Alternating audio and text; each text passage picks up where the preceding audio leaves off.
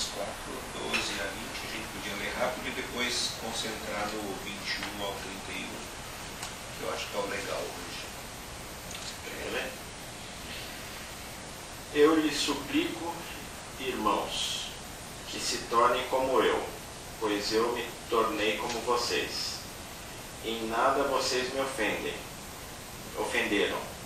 Como sabem, foi por causa de uma doença que lhes preguei o Evangelho pela primeira vez. Embora minha doença lhes tenha sido uma aprovação, vocês não me trataram com desprezo ou desdém. Ao contrário, receberam-me como se eu fosse um anjo de Deus, como o próprio Cristo Jesus. O que aconteceu com a alegria de vocês? Tenho certeza que, se fosse possível, vocês teriam arrancado os próprios olhos para dá-los a mim.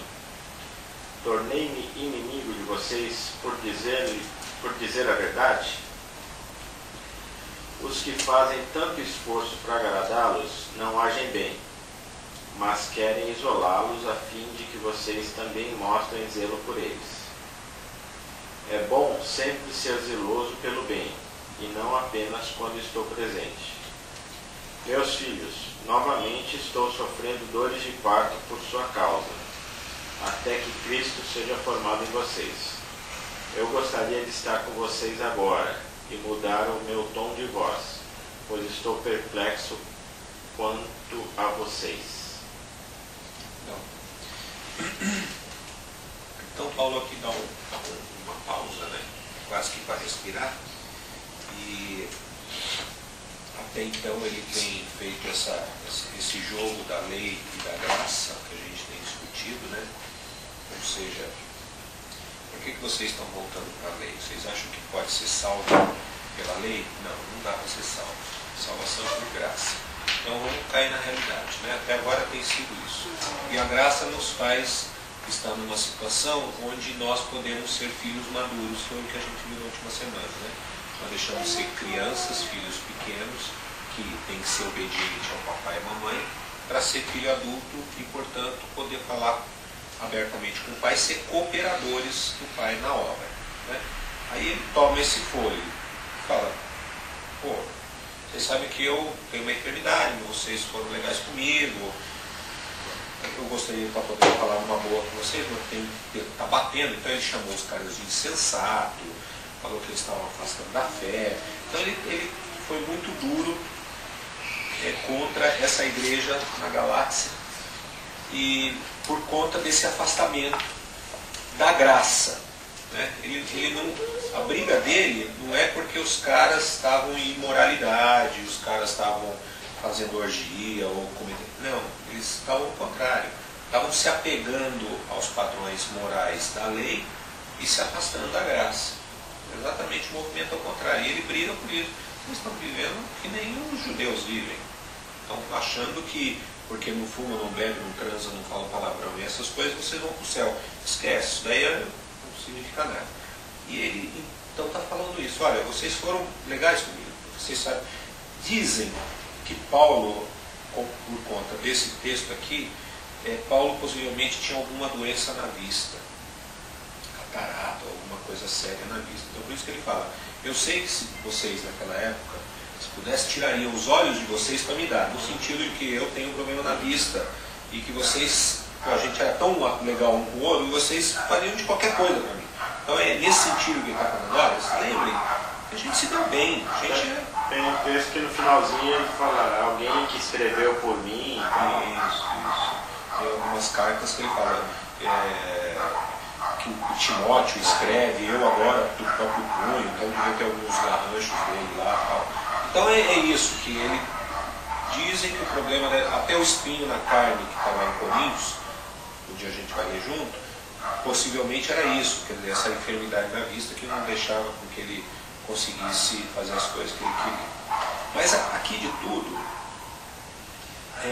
o importante, a gente poderia falar o seguinte: ele chama as pessoas à emoção, né? No sentido: olha, nós sempre fomos bons amigos, vocês foram zelosos comigo e eu fui com vocês, a gente trocou figurinha legal, e agora eu te digo, meus filhos, né? Aí ele chama a emoção. por quem de novo eu sofro as dores de parto. Ele está falando, não é que eu estou sendo bravo com vocês e tentando me... Eu estou sentindo dores de parto escrevendo esse texto, né? Para até ser Cristo formado em vós. Né? Quem é Cristo? Cristo é exatamente esse filho maduro.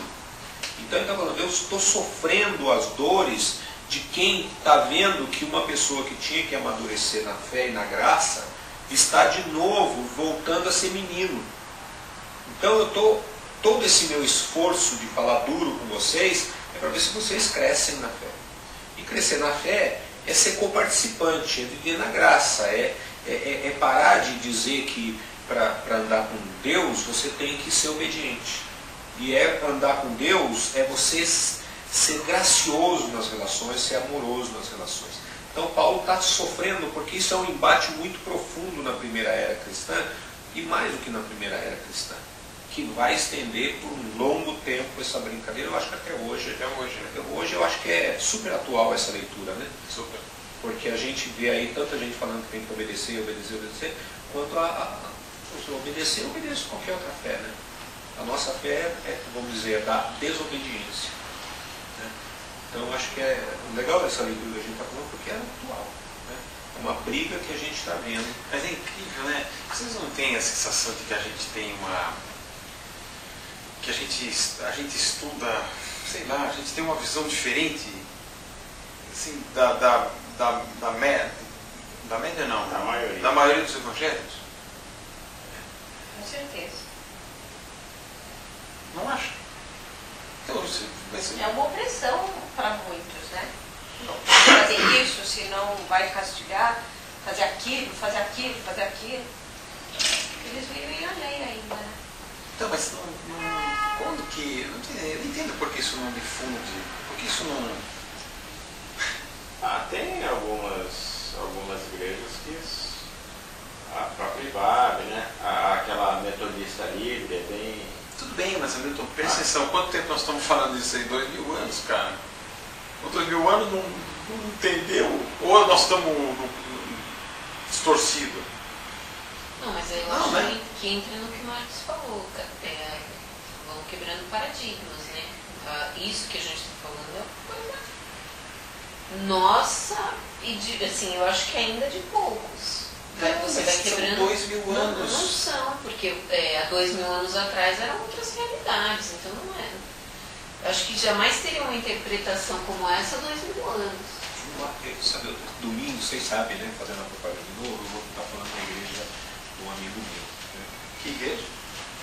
Você não leu, é mesmo? Não, cara. Eu estou com um quilo de coisa. Às vezes eu sei que eu só peguei o do Hamilton, vi lá, eu peguei o último e estou dentro e não vi o resto. É um ritual da última vez, né? Estou dentro. Um amigo meu convidou porque a igreja dele está fazendo aniversário e ele vai convidar 4 caras para falar na escola dominical 4 domingos. Eu sou o primeiro cara, né? Primeiro herege. Pronto, acabou com o resto do mês. Acabou. Só vai ter público no Vamos expulsar primeiro. o pastor porque convidou e vão fechar a igreja. Mas aí eu preparando a coisa, eu estava lendo um livro de um cara que ele escreve como é que a filosofia grega entra no cristianismo. Né? Aí tem uma frase muito interessante, que é o que a gente vem discutindo aqui, mas eu não tinha tirado desse cara, eu tinha tirado algumas outras coisas. Ele escreve o seguinte, exatamente a palavra eclésia, ele falou o seguinte, a igreja de Corinto, depois que morre Paulo, 30 anos depois, começa um quebra-pau desgraçado, porque um monte de gente não estava afim da liderança, queria pôr a liderança para correr. E aí os caras de Roma, da igreja romana, que era um tal de Clemente, fica sabendo e escreve uma carta para os coríntios, e ele, para tentar parar a briga, porque ele tinha suas razões. E o autor então escreve o seguinte, e Clemente faz esquecer que a palavra eclésia remete para os coríntios o sentido de assembleia grega, exatamente de debate, de opinião e discórdia, e faz prevalecer o conceito de obediência. Exatamente o que a gente está discutindo. Então, tá 2000 anos atrás, Já tinha. começou essa mudança, onde começa a se esquecer que igreja é assembleia e passa a entender a igreja como instituição, e instituição a qual eu devo obediência. Então, além de ter uma coisa muito mais grave, porque para você mover as massas, É exatamente o sentido que esse Clemente quer. você tem que, muito mais fácil falar, olha, você tem que obedecer isso, aí todo mundo vai lá e obedece. Então você vê a Igreja Universal, que você leva grandes massas de pessoas. Não pode falar assim, você pode ter a sua opinião aqui nessa igreja. Imagina, eles não têm controle nenhum sobre as pessoas. Então, a gente sente nesse tipo de... no meio de tratar, como tem muito, assim, tipo, manipulação, né? Uhum. Quer dizer, eu não posso conceber que nós estamos... Pô, acho que assim, se tem uma coisa que nunca evoluiu até hoje, foi a religião. Porque se você pega qualquer coisa que você pode imaginar, o que evoluiu de 2000 anos para cá, a religião dos caras estão no mesmo negócio, né? Eu não consigo entender isso, ou nós estamos... eu não posso imaginar isso para mim, está muito claro isso. Porque eu acho o seguinte, de um discurso libertário passou a ser um discurso de obediência. E aí tem que ser tradicional para manter a massa presa. E aí você tem que ficar pregando a tradição e a obediência à tradição. Enquanto que a pregação inicial era só o início de uma libertação. Libertação de todo, contra o Império Romano, contra as religiões pagãs, contra o judaísmo. Era a libertação de toda essa tralha. E virou ao contrário, porque começaram a pregar, obedecer, e igreja, em vez de ser assembleia, vira instituição. Amarrou tudo. Aí realmente é manipulação pura e você tem que garantir que ninguém consiga perceber o sentido que se está dando, porque isso é perigoso. Você sabe que na Reforma Protestante, que é outra coisa que eu vou falar lá, teve um cara chamado Thomas Munzer, que ele falou para o Lutero, você fez a reforma, legal, nós estamos no livro da Igreja Católica, mas você agora está nos colocando debaixo do jugo dos príncipes. Nós temos que ir contra isso daí e fazer o povo ficar livre. O Lutero se associa aos príncipes e deixa os príncipes matar Thomas Munzer. E mais de uns 6, 7 mil camponeses que não eram guerreiros, foram emboscados e mortos pelos príncipes. Exatamente porque tiveram essa visão de falar, a religião é libertária. Liberdade dessas estruturas de poder amarrado que tem e realmente fazer uma mudança para o novo. Não pode, porque você perde controle. Né? Não é perde controle, você tem que estabelecer um outro controle que é muito mais negocial, pelo amor, pela graça. Poder, né? Perde o poder. Não o controle, mas o poder. Que é o que foi, sei lá, a Igreja Católica mesmo foi muito... o Papa era o poder político da nação. Era o poder político do Ocidente. Então... Bom, deixa só para a gente cumprir a tabelinha aqui. Então, eu vou ler, que eu queria só fazer um comentário rápido aqui. No futuro a gente vai ler Romanos, e o livro de Romanos, ele tem algumas passagens que chocam com essa passagem. Mas eu acho que dá para encaixar Romanos a partir de Gálatas, e não Gálatas a partir de Romanos. Eu vou explicar o que é isso. O texto de Romanos, ele vai falar dos judeus como aqueles que receberam a promessa, e portanto como o povo de Deus. E vai parecer que lá em Romanos ele faz uma defesa dessa manutenção de Israel como o povo escolhido. Então isso transpassa em Romanos, se você fizer uma leitura isolada. Agora nós vamos ler isso daqui, vocês vão ver que ele está falando exatamente ao contrário disso. Ele está falando, não tem nada a ver com isso. E nós vamos explicar isso, mas eu gostaria só que ficasse na mente vocês, no dia que a gente estudar Romanos, a gente volta para esse texto só para lembrança. Eu acho que esse texto aqui, ele demonstra exatamente a visão que Paulo tem sobre Israel, o Israel povo, o Israel nação, e um outro Israel, que é o Israel de Deus mesmo que ele chama. O Israel como aquilo que Deus escolheu para ser Israel. Que é outra coisa, que vamos chamar um Israel espiritual. Um é o Israel povo, nação, Estado, mesmo naquela época, raça, e outro é um Israel que não tem a ver com raça, com nação, com povo, tem a ver com fé. E Paulo vai fazer esse jogo a partir de Abraão. Ele vai falar que Abraão teve duas mulheres. Uma vai representar o Israel nação, e outro vai representar esse Israel espiritual. E aí é um grande jogo que ele está fazendo. E aí é um entendimento que eu acho que a gente tinha que ter para poder entender Gálatas. E para poder entender vários outros textos de Paulo em Colossenses, em Filipenses, que Paulo ele ataca fortemente Israel enquanto raça e religião. Como a gente tem visto até aqui. Né? Então ele diz o seguinte: dize-me vós o que quereis estar sob a lei. Acaso não ouvis a lei? Então ele vai falar, vocês estão falando para a gente ouvir a lei? Vocês já ouviram da lei? Então eu vou explicar para vocês. Pois está escrito que Abraão teve 2 filhos. Um de uma mulher escrava e outro da mulher livre. Ele está falando de Isaac e Ismael e Isaac. Né? Mas o da escrava nasceu segundo a carne, o da livre mediante a promessa.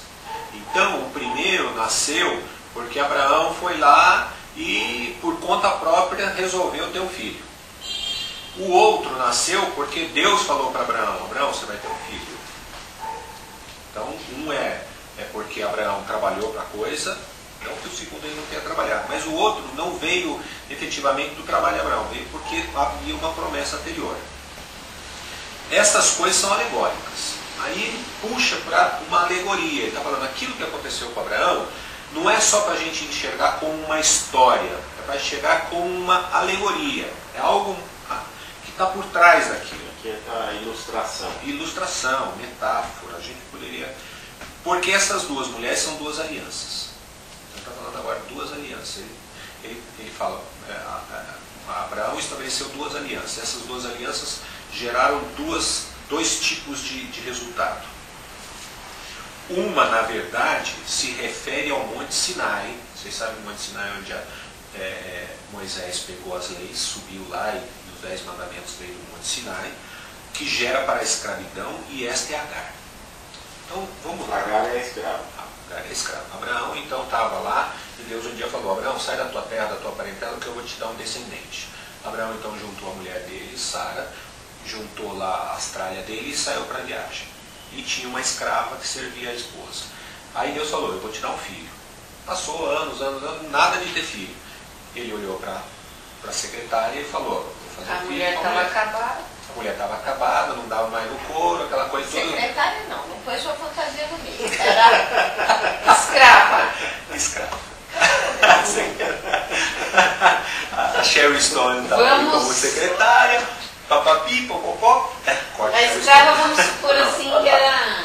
Aí ele pegou, não era traíte, se deitou com a tal da Agar, que era a escrava, e teve um filho chamado Ismael. Depois de algum tempo, Deus voltou a falar: não é esse caso aí, está tudo errado, eu vou resolver agora. Vai lá e tem um filho com ela. Aí pegou, teve relação com a mulher dele e teve um filho chamado Sara, e teve um filho chamado Isaac. Né? Que aí que é Deus de Abraão, Isaac e Jacó. Jacó teve 12 filhos, né? Vocês se lembram das liçõezinhas? Teve 12 filhos, as 12 tribos de Israel, e depois virou o que virou. Né? Então essa é a história bíblica. Agora Paulo está falando, Agar, na verdade, é escrava e gera filhos escravos. Isso é uma alegoria. Então nós não temos que olhar para Agar, nós temos que olhar para uma mulher escrava, que é uma aliança de escravidão e que gera filhos escravos. É a lei. É isso que ele vai falar. E temos uma outra, que é da promessa, que não está sobre lei, não tem escravidão, não tem que obedecer, não tem nada, e gera filhos livres. Essa é a graça. Então ele vai jogar com essas duas alegorias. Uma é escrava, é a lei. Por obediência ela serve. A outra é livre, está em casa porque ama, porque é graça. Essa é Sara. Sara gera livres filhos livres.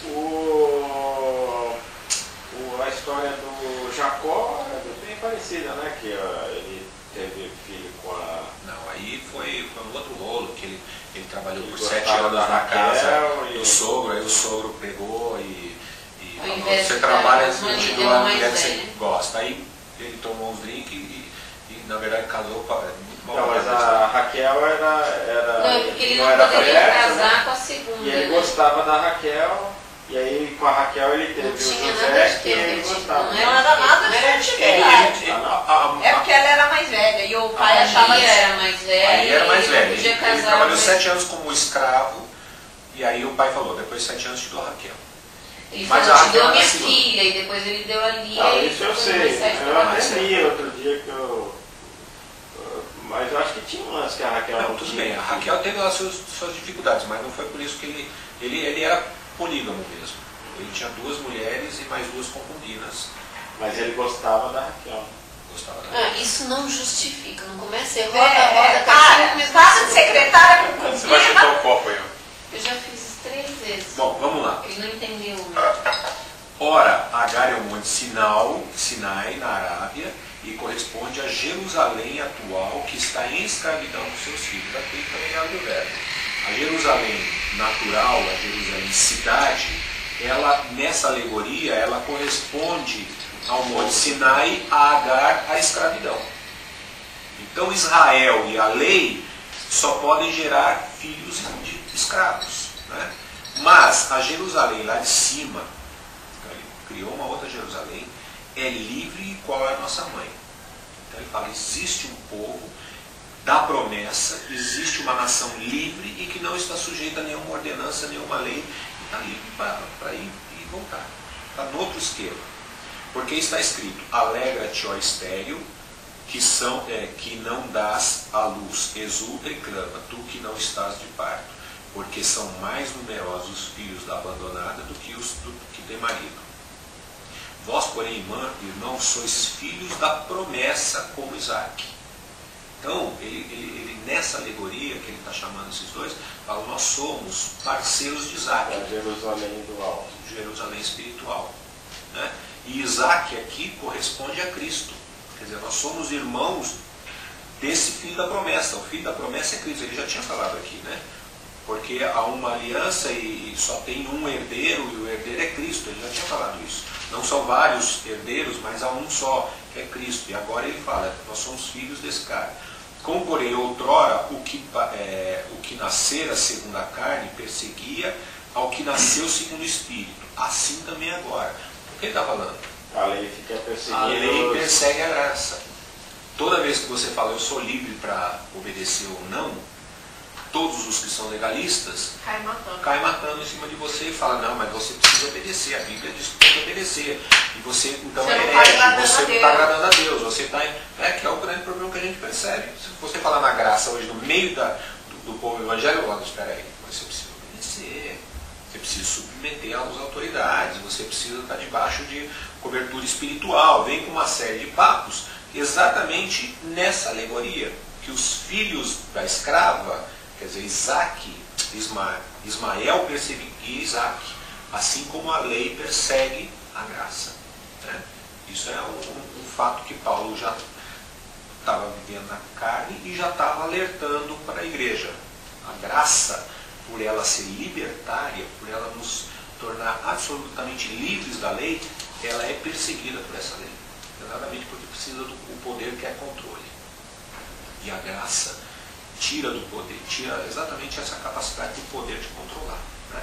Eu não posso mais dizer para você o que é certo e errado. Né? Como nossos papos nas últimas 2 semanas. Eu não posso dizer isso daí fere a Deus ou não fere. Isso você tem que ser maduro o suficiente para chegar diante de Deus e falar, não, eu vou fazer isso e vou arcar com as consequências. Né? Ciente disso, ou não vou fazer por conta disso. Isso é um problema que a graça nos coloca, da liberdade. Enquanto a lei, ele tem que falar, pastor, o que eu faço? Não, faz isso. Aí ele fica sujeito à submissão da lei. E se ele não fizer, ele está em desgraça. Ele está em desobediência. Mas na graça não há desobediência. porque não tem lei. Mas que a gente, você viu quando você falou, então você vai lá, pastor, como é que eu faço? Quando você falou isso, você falou com autoridade, né? Mas se você fala com alguém do seu nível, então não é autoridade? E aí a pessoa exprime a opinião, então não é autoridade? Não, ele pode ser uma autoridade, ele pode ter uma autoridade, ele só não pode impor a autoridade. Não, impor é uma coisa, mas o pastor chega lá, então é isso que eu estou dizendo, seja pastor ou amigo, quem for, você acha que olha, sei lá, eu acho isso. Se você vai fazer o que eu vou falar, eu não estou te impondo. Eu estou te colocando o que eu acho que faria. Mas isso não Não tem problema. É isso que eu falei, então isso não é um problema. Isso Não. Isso que a igreja, você buscar nos teus parceiros auxílio para tomar de decisão. Você pode pegar em 2, 10, 15, 50, até que você chegue à tua própria decisão, mas a decisão é tua ainda. Sim. Você não terceirizou. Outra coisa é você chegar no pastor e falar o que eu faço, e ele fala, você vai fazer isso. Aí você terceirizou a tua decisão. Ele decidiu por você e você só tem que agora obedecer. Eu entendi, mas isso está claro. Não é que você está falando para que as pessoas se abstenham de opinar. Não. O cara tem que continuar tendo o arbítrio de fazer ou não Mas aquilo que as o pessoas conselho é uma coisa legal, né? O conselho é legal e importante. A gente tem que realmente transacionar, senão você deixa de ser igreja. Aí você ficou indivíduos isolados que só se ajuntam. Aí volta a questão do ajuntamento da reunião. Ajuntamento são pessoas isoladas que estão ali, sei lá, fazendo o quê? Né? Agora, a reunião é estar com o mesmo coração ali, falar, bom, vamos compartilhar a nossa vida e me ajudem a tomar essa decisão. E aí as pessoas vão falar, mas ninguém pode dizer o que você vai fazer. Só pode dizer, se eu estiver na tua posição, eu acho que eu faria aquilo. Mas você está sempre livre para tocar. Você não é escravo daquilo. Né? Então, eu entendo que Paulo está nesse caminho. Né? Aí ele diz, contudo, o que diz a Escritura? Lança fora a escrava e seu filho, porque de modo algum o filho da escrava será herdeiro com o filho da livre. Vê o que Vê que não é uma maldade que está sendo mandado fazer aí, né? Não. Que versículo que é esse? Não é uma injustiça. Não, aqui ele está tomando na base da alegoria, É. e como alegoria ele está falando para nós. Nós que estamos tão ainda apegados à obediência, Paulo está falando o seguinte, nós que ainda estamos apegados à obediência, lancemos fora a lei e todo o esquema de obediência, porque o filho maduro, o ruios, não herda enquanto ele for obediente. Ele só vai herdar da natureza de Cristo, né? Ó Gálatas, que ainda sinto dores até Cristo ser formado em vós. O Cristo ser formado em nós é na medida em que a gente lança fora a obediência e começa a viver na graça. Começa a viver em fé. Começa a viver como igreja e não mais como escravo, não como um povo que precisa de uma cobertura externa. Então ele fala, lança fora isso. Quando você lançar fora isso, você começa a herdar. Você começa a ser maduro para tomar suas decisões. Você começa a encarar suas próprias responsabilidades. Você começa a refletir, claro, ainda como igreja. Ou seja, compartilhando, ouvindo, buscando sabedoria mútua, pontos de vista, debatendo ideias, sendo maduro para ouvir não e sim. Tudo isso é válido. Mas sempre nós estaremos sendo lançados em nós a responsabilidade da decisão individual, ainda que em grupo. Então, esse é o jogo que Paulo está falando. Né? Abraão teve 2 filhos, mas enquanto ele não jogou fora o filho da escrava, o outro filho não pôde herdar, porque o filho da escrava sempre se impunha sobre o filho, que a escravidão vem antes da liberdade. Né? Isaac vem antes de Ismael, vem antes de Isaac. Ismael quer impedir Isaac de herdar. Agora eu tenho que pegar e falar, você sai fora para que meu filho possa herdar. É essa alegoria que Paulo está falando. Essa a metáfora que ele está dizendo. Que enquanto a igreja ainda for como as universais do reino de Deus, nas assembleias de Deus, e você impede o povo de crescer e tomar decisão, porque o povo tem que tomar decisão. Você tem que, no mínimo, dar a grandeza de educar e ensinar as pessoas a tomarem decisão. Porque o pastor não pode tomar decisão das pessoas. Essa autoridade ninguém tem. Você tem a autoridade de ter estudado mais a Bíblia, ter algum conhecimento. A partir dali é transformar esse conhecimento, quer dizer, doar esse conhecimento às pessoas. E fazer. Agora, eu estou pensando o seguinte, alguma pessoa que não conheça a Bíblia e que não conheça os mandamentos e tal, e a lei, mas ela haja por amor, ela nem precisaria conhecer a Bíblia, teoricamente. Isso diz em Hebreus. Em Hebreus diz exatamente o seguinte, mais ou menos o seguinte, que o fim da nossa fé é quando um não dirá para o outro, conheça o Senhor. E em Coríntios 13, o que ele diz? Hoje existe a ciência, porém, tudo isso vai passar. No fim, o que sobra? Fé, esperança e amor. O cristianismo tem que ser de tal forma que o amor gracioso de Deus envolvendo as pessoas faça com que não haja ensino mútuo. O ensino, quando eu digo, impositivo. O ensino de alguém que determina. Esse versículo de Coríntios, onde é? Coríntios 13, né? 1 Coríntios 13. A gente já viu assim. Aí, aqui, ó. Ainda que eu fale a língua dos anjos dos homens, não tiver amor, serei como bronze, ainda que eu tenha o dom de profecias e conheço todos os mistérios, toda a ciência, ainda que eu tenha tamanha fé ao ponto de transportar os montes, se não tiver amor, nada serei. Ainda que eu distribua todos os meus bens entre os pobres, ainda que entregue o meu próprio corpo, se não tiver amor, tal. O amor é paciente, benigno, tal, não conduz inconvenientemente, não se exaspera, não se ressente do mal, não se alegra com a injustiça, tudo sofre, tudo crê, o amor jamais acaba.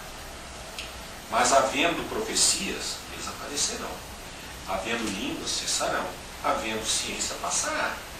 Porque em parte conhecemos e em parte profetizamos. Quando, porém, vier o que é perfeito, então tudo que é parte será aniquilado. Quando vier o amor entre nós, a ciência, essas coisas que a gente precisa para manter um certo nível de convivência, ciência no sentido religioso da palavra, não a ciência dos laboratórios, a ciência de como se comportar, desaparece.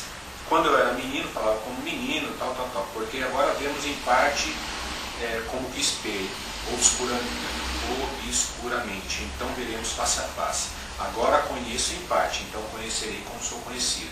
Agora, pois, permanece a fé, a esperança e o amor. Esses três, porém, o maior é o amor. Então, o cristianismo, a meta dele é que as relações entre as pessoas sejam fundadas não por obediência, não por estruturas hierárquicas, mas pela graça e o amor junto. Isso não significa que um e outros, nós não sejamos diferentes, pelo contrário. As nossas diferenças é que nos fazem viver em amor. Agora, essa diferença tem que ser tal que eu entenda o potencial e a capacidade do outro e não me ache nem melhor nem pior que o outro, simplesmente diferente. Esse é o lance. Eu posso ir buscar conselho, voltando ao teu exemplo, porque eu entendo que aquele lá viveu mais, que ele estudou mais, ou X questões. E eu vou lá porque eu acho que o cara é sábio. E eu ouvir vai ser legal. Mas ele não é mais do que eu. Portanto, a opinião dele não deve ser a minha opinião. A minha opinião ainda vale, porque ele só fez tudo aquilo porque ele também errou muito.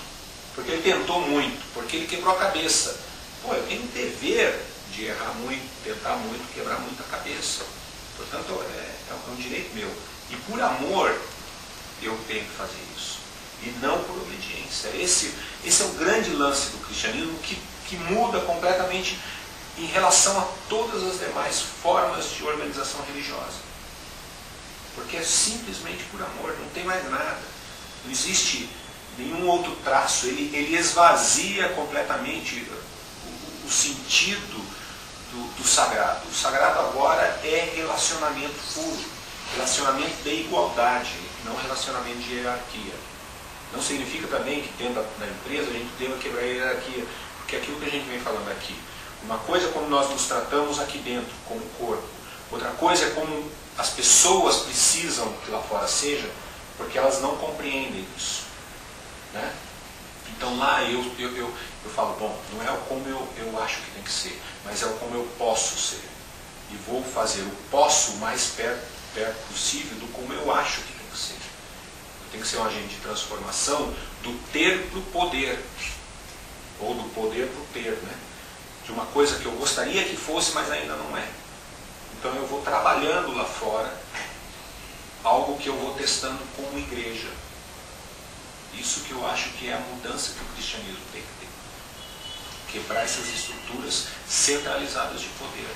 Principalmente o poder religioso.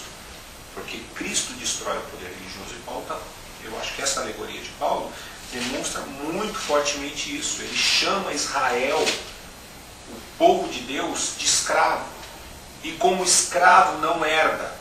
Não adianta falar. Eles têm que abandonar a lei, abandonar os ritos, abandonar as estruturas, abandonar a etnia, para herdar, não mais agora, como alguém que obedece à lei. Porque Abraão, ele é antes da lei. A lei, nós já falamos isso, Abraão, Isaac, Jacó, 400 anos, Moisés. Moisés é a lei, 500 anos antes da promessa. Abraão anda na terra sem lei. E Paulo volta para cá e fala, é Abraão que a gente está falando, não é Moisés. Moisés é escravo, Abraão é livre. O Abraão não tinha a Bíblia e tinha o amor como referência. Uma referência. É exatamente isso que Paulo está pregando aqui. Abraão não tinha a Bíblia, gente. Portanto, nós não precisamos de Bíblia. Nós precisamos para exatamente sacar essas metáforas, sacar essas leituras e falar, é a graça de Deus, é o amor de Deus, são lembranças. Mas mais do que lembrar, Paulo escrevendo em 2 Coríntios fala, vós sois cartas vivas, escrito não com letras, mas com sangue. Então, o Evangelho é para sair do papel e entrar na nossa vida. Entrar não como obediência, mas como amor. E amor ao próximo. E não amor por si. Não medo de ir para o inferno. Essas coisas elas perdem o sentido quando você ama. Isso é a história. Vivo por excelência e descanso. Descansa em que sentido? O que vai acontecer depois de você morrer? Não sei. Não tenho a mínima ideia. Isso não está no meu controle. Eu vivo na graça de Deus, de que depois que eu morrer, Ele que cuide, esse é o problema dele. O meu problema agora é que Deus me pôs nesse mundo para ser a mão, o pé, os olhos, a boca, o coração de Deus. É aqui que é o meu problema. Depois que eu morrer, eu não tenho a mínima vontade de saber o que é, porque não me interessa. Porque eu não posso fazer nada depois da minha morte. Agora aqui não, eu posso andar por graça e por fé. As pessoas vivem exatamente o contrário. Por medo do que vai acontecer se eu vou para o inferno ou para o céu depois da morte, eu altero o meu comportamento aqui. Eu tento ser obediente, bonzinho, para garantir uma passagem para o céu. O cara que vive em graça fala, isso está garantido por Deus. Está lá na cruz. A cruz garantiu o meu futuro. Agora a cruz tem que me transformar no presente. Transformar em alguém que também carrega a sua cruz. Se alguém quer ser meu discípulo, carregue cada dia a sua própria cruz. Jesus falando, não sou eu. Portanto, esse é o caminho do cristão, carregar a sua cruz. Porque depois da cruz, depois da morte, isso é problema de Deus. Então é isso que muda na graça. A lei me faz obediente, a graça me faz gracioso. É a jogada que Paulo está fazendo aqui. Enquanto nós estivermos preocupados com a obediência, nós não viramos filhos maduros. Enquanto nós estamos preocupados em saber como ser bonzinho, obediente, nós somos criancinhas. Essa é a grande sacada que Paulo tem aqui. Ele está chamando a gente. Capite. Comentários, perguntas? Pode. Hã? Cortes? Pode. Vou mandar aquela. Não, você falou uma coisa aí, eu lembrei, não sei se foi a semana passada que a gente leu ou se foi em algum outro lugar que eu li, mas falando que Jesus morreu não só pelos filhos, mas pelo mundo. É aqui que a gente tem? Não, acho que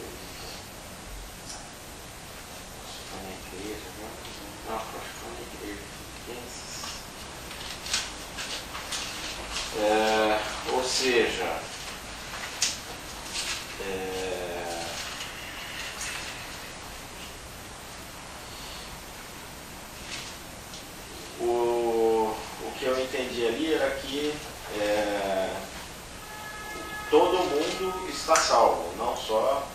os convertidos, vamos dizer. Ninguém vai para o inferno. O que é o inferno? Então, é uma possibilidade muito forte. Então, o filho maduro, imagina o seguinte, que é o fim da história mesmo, é o seguinte, que uma vez eu brinquei aqui. Imagine que Deus deu uma carta escrito o seguinte: eu, Deus, permito que você faça qualquer coisa que você quiser, de boa ou de ruim, de certo ou de errado, qualquer valoração que você colocar, que eu garanto que você vai para o céu depois que você morrer. Assinado com o sangue de Jesus, Deus. Entregue essa carta para você. Você está livre. Nada vai tirar você do céu. Deus agora pergunta: o que você vai fazer? Essa é a questão do cristianismo, no meu ponto de vista. Deus deu uma carta para a humanidade e falou: vocês estão livres para fazer o que vocês quiserem. Façam. Agora eu quero ver. Vocês não precisam mais me adorar, não cantar, não precisam crer em mim, não precisam nada, está resolvido. Jesus foi lá no inferno, pegou, abriu a porta do inferno, abriu, mandou todo mundo sair, enfiou a chave no bolso e subiu para o céu. Não tem mais inferno. O inferno virou céu. Está lá em Apocalipse. Ele é o cara que tem a chave do inferno e da morte. Então não tem mais inferno e morte. Virou céu aquele negócio. O que nós vamos fazer? Estamos livres, mas é essa a grande questão. Estamos livres, então não tenho mais que viver com medo do inferno e nem precisando obedecer nada, porque nenhuma obediência vai me levar para lugar nenhum. Já estou. Aí Deus fala: você quer agora me ajudar a trazer a minha graça para a vida? Você quer viver agora de forma positiva e não negativa, ou seja, o meu amor e a minha graça sendo trazida à terra através da sua vida e você não tendo mais que viver por medo do inferno e da morte? Que é negativo isso. É essa a pergunta. Eu prefiro essa pergunta do que a outra, de falar: olha, se você não for bonzinho, você vai para o inferno. Você acha que... Eu acho isso mesmo. Eu acho que não tem mais inferno. Ninguém. Mas eu acho que o que você falou antes está melhor ainda.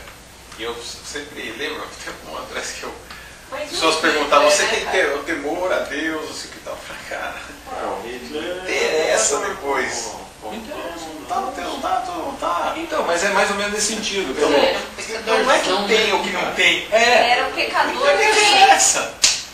Se você crê em Deus, isso daí não tem razão de pensar, não é uma pergunta. Foi um anticristo, porque não interessa. Né? Porque Porque esse quando assunto Cristo mesmo. veio para Vai lá, salvar a humanidade, Vamos para o nosso assunto. ele veio... É isso que eu digo, agora você está livre. Aquele assunto não interessa. Vamos para esse assunto. O que tem que fazer? Isso não é que nem você fala assim. Eu sempre Mas fiz. eu acho que tem uma parte na Bíblia que fala É isso, que o né? sangue do inocente O vai cara clamar, tem né? que ver no futuro. Que ele também derramar sangue inocente, Quer dizer, esse vai ver o futuro, sangue mas o vai futuro não clamar. se vive, cara. Porque Deus Não, amou só o vai viver vida após a mundo e deu morte. seu filho como mundo. Isso é um outro problema. Eu acho que quando você tira a vida de alguém que não em legítima defesa, não sei, sabe?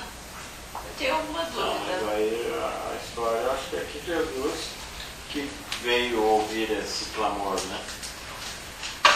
Não sei, né? Porque é bem complicado. Sim, mas imagina que é complicado, mas está resolvido na cabeça de Deus. Agora ele quer falar o seguinte: tá bom, você está vendo o Não, mas cara... você perdeu o campo. Não, o Hitler, o que fazer com Hitler, o que fazer com o estuprador, o que fazer com o assassino. Vamos imaginar que esses caras também estão salvos. O estuprador e o assassino são um. O Hitler matou milhões de pessoas. Sim. Não tem peso, não tem medida. Tem não peso tiro. aonde? Não sei, tô te perguntando. Aqui! Mas é o que eu estava falando para ele pergunta outra. É mais fácil. Vamos pensar o seguinte: esquece o céu e o inferno. O Hitler tem um peso aqui. Ele matou 25 milhões de pessoas aqui. E é aqui que nós temos que resolver esse problema, e isso não pode mais acontecer. Nós não podemos, como estava falando com a Ari agora, ele estava falando, nós vivemos o tempo todo no futuro. O Hitler vai ser condenado. O Hitler vai para o inferno. Não sei se ele vai ser condenado, mas ele está lá. Tá lá onde? Será que é problema meu? E se Deus, na graça dele, falou, tá. Não é problema meu mesmo. Mas eu não queria encontrar com ele. Ó, sacanagem. Não, Vai que ele tem umas... Umas mais regadas. uma ainda. Dizer uma coisa que eu estava falando para ele ali é o seguinte: você consegue viver o futuro? Você consegue viver o futuro ou o passado? Não. Não, né? Você só consegue viver o presente. Uhum. É a mesma coisa que você fala assim, bom, agora eu quero viver os meus 50 anos. Você não vai viver os 50 anos, você não tem 50 anos. Gente, eu dou um copo na sua cara. Já faz tempo que você não consegue mais. Isso é um problema seu de cabeça. Mas enfim, você não tem 50 anos, tá? Então é o seguinte, aí você não consegue viver o futuro. Por que você está preocupado com o que vai acontecer depois da morte? Não consegue viver aquilo. Não, eu não estou nem um pouco preocupada. Então não interessa se Não, você vai pro nem inferno ou a pro Eu só inferno. estou participando disso aqui, que eu acho que deve ter algum peso, alguma medida. Eu não acredito que eu vou sentar do lado do Rita e falar, ô amiga, boa sua vida, hein? Puxa, foi excelente o que você fez lá embaixo. Mas Estou fazendo uma metáfora, mas eu não sei se a gente vai morrer e acabou. Vai ficar lá não sei. então eu também não tenho a mínima ideia. E para mim, essa pergunta tem que sair da nossa agenda. A nossa pergunta tem que ser: como eu posso viver uma vida cristã de tal excelência que eu mude o meu arredor, que vire um pedacinho do céu aqui? Porque o céu depois não é meu problema. A oração de Jesus no Pai Nosso, a gente tem que prestar atenção. Seja feita a tua vontade na terra como é feita no céu. Ou seja, vamos abaixar o céu para a terra. Não é seja feita a tua vontade e levar todo mundo para o céu. Não, seja feita a vontade de abaixar o céu para a terra. Então, nossa pergunta é como fazer o céu na terra. A tua mãe lá ia falando isso, né? É uma coisa que no começo, quando eu percebi, eu não entendia. Ela falava assim, a vida eterna é agora. Tua mãe falava isso direto, né? É isso, né? O negócio é agora. A vida eterna não é que você depois vai virar, Você já está vivendo a vida eterna. você já está vivendo. Temos que viver como se a vida eterna já como não, mas a vida eterna já inaugurada, e eu pensar como eu posso ser esse filho maduro do meu pai. Como eu posso fazer com que Cristo seja visto a partir da minha existência. Porque no céu não precisa de mim, Deus não precisa de mim no céu. Porque o céu está resolvido. O que não está resolvido é a terra. E para isso, ele põe os seus filhos aqui e ela resolve. Agora, para onde foi Hitler, não foi Hitler, não é uma pergunta que nos cabe, porque isso não muda em nada a nossa existência. Porque Não muda, vejo se você uma pecar ótica muito, bem isso diferente das coisas. Sim, mas aí você está vivendo ainda como escravo. Mas não é isso. Porque a ótica de Deus é bem diferente da nossa. Porque fala aonde Abundou o pecado. abundou o pecado, superabundou a graça. Então, em tese, o Hitler merece mais da graça de Deus por ter sido tão infeliz como foi. Sim, mas isso não. A nossa posição diante Não dos significa Hitlers. que o amor de Deus é tão... Sim. Inexplicável, É. entendível. Agora eu me pergunto, e isso em mim, o que significa? Peca bastante que você vai abundar graça para Aí você. eu estou ainda vivendo de forma infantil, porque eu ainda estou fazendo Não, malcriadagem para chamar atenção. Para chamar atenção. O que eu preciso eu sou um filho maduro, ou quero ser. O que implica o fato de onde abundou o pecado, superabundou a graça. Quem é a graça de Deus hoje na terra? Você, Em pé sou eu. E aonde está o pecado? do lado de tal. Você é a graça. Então é lá que eu preciso estar. Ainda bem que você me deu graça toda essa. Não, estamos falando tudo como metáfora. Eu olho para o lugar do pecado e falo, é lá que preciso da graça. Onde abundou o pecado, superabunda a graça. Tem que ter um filho de Deus maduro lá para poder trazer graça. É uma ação da igreja. E não dizer, Deus perdoou mais ainda. Não, Deus quer alguém lá. Se a gente lê Jó, Noé, por exemplo, textinho que começa Noé, Gênesis, se não me engano, 9, diz o seguinte, que havia corrupção na terra como nunca tinha havido, e aconteceu uma bandalheira, e Deus viu Jó, homem íntegro e justo no meio dos seus contemporâneos. Essa frase para mim é lapidar, porque no meio da bandalheira encontrou Deus um homem justo no meio da bandalheira. Ele era a graça de Deus lá. Só que ali não tinha graça, né? Foi o peso do dilúvio. Mas hoje Deus tem que olhar a graça e falar, eu não posso mais mandar dilúvio, porque hoje meu filho morreu na cruz. Eu tenho que confiar na graça, e eu tenho que investir na graça, no amor. E ele, é isso que ele quer. Mudou o modelo. Agora ele investe na graça, e onde tem a graça ele paralisa a destruição. Ele não destrói porque tem um justo no meio daquele negócio. Então eu acho que é isso que a gente precisa entender do modelo. Em vez de falar, eu vou para o céu, Deus perdoa a multidão dos meus pecados. Não, não é só isso. A graça de Deus é luz no meio das trevas. Onde tem trevas? Tem que ter um lampiãozinho. Mudou o discurso. Eu não estou preocupado com o pós-morte. Eu estou preocupado com a bandalheira do mundo contemporâneo. O meu presente contínuo. Tem que ser graça. Essa é a mudança. O filho maduro, eu creio que é esse que incorpora essa fé.